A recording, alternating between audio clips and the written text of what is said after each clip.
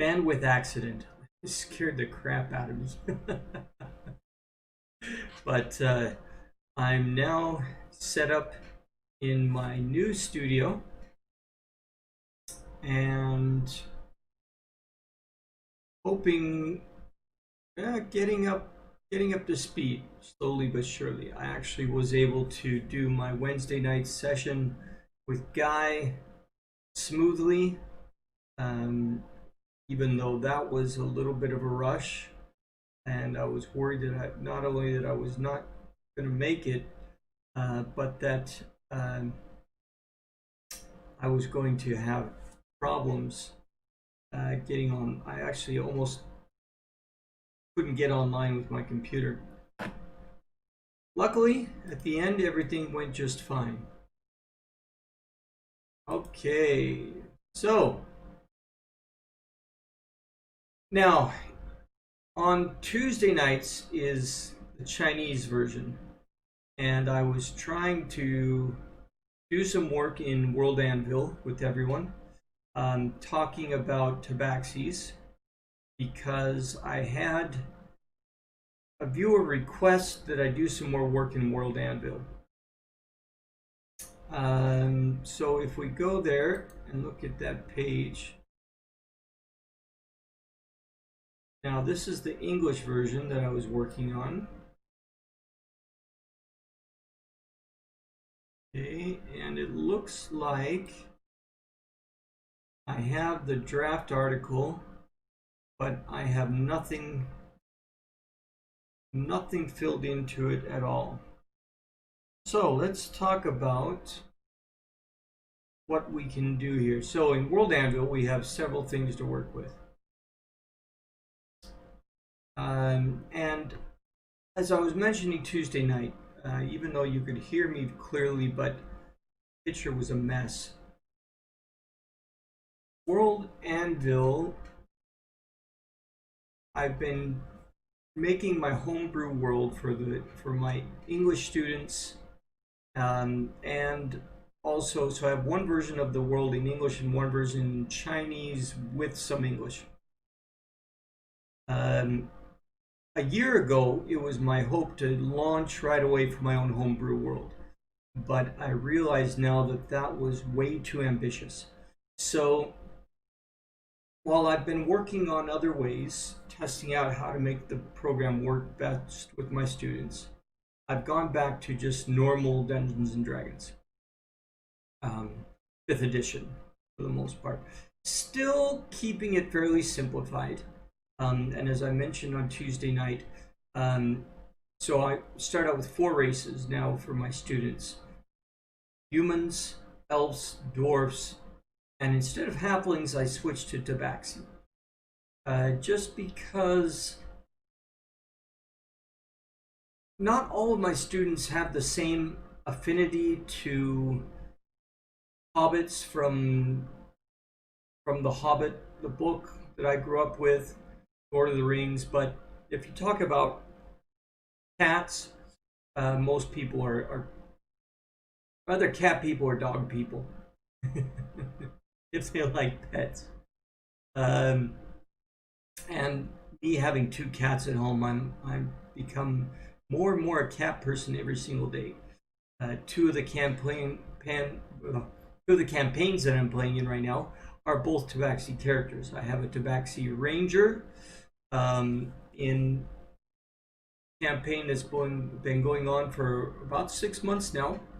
We're taking a small hiatus right now because of the outbreak of the virus again. But I also, with my Wednesday night session with Guy, that is also a Tabaxi. So one is a Tabaxi Ranger. But because of the solo adventure with Guy, I needed a lot more functionality. I needed a character who could perform most of the actions of the party in by himself. So he started out with a level of sorcerer, and now he's taken 2 levels of bard, which has greatly helped his all of his overall skills You get half of your proficiency bonus added to all your skills at second level bard, and that also gave him a little bit better fighting proficiency and hit points. Although I'm going to go back at my next level, I'm going to go back to sorcerer again to bump up some of my sorcerer abilities, or I might even take a third class. I'm still tossing around some ideas in my head. But so far, the game's been going really well. Okay, now I really like one thing the guy has been doing off and on his channel, which is talking about how how to build different species, different cultures based on different races. Well, actually, he starts with a culture and then plays with adding a race to that. But so it could be human, it could be anyone. But like I said, I wanted to play with Tabaxis. So now the word Tabaxi itself, I tried to do some searching through this, and I didn't find what I was looking for. The word Tabaxi comes from South America. Legends of leopard-like people is where the word Tabaxi comes from. And you'll see that both of my Tabaxi characters that I'm playing are based on a black leopard look. Although the sorcerer bard in Guy's world, in his culture, the Tabaxis come from a place that's based on Indian culture, which is why I have added to. I've been playing with an Indian accent for the character. It's becoming more and more Eastern European every time because I haven't been practicing my accent properly, and I need to start doing that again now that I'm set up in my own place again. So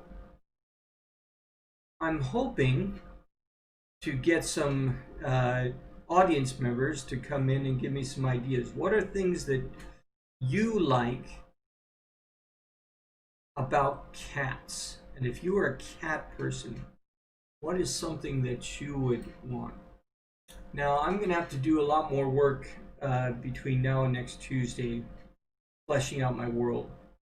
It just occurred to me that without a frame of reference, it's also going to be very hard. And without audience participation, I'm not able to get exactly what I'm hoping for.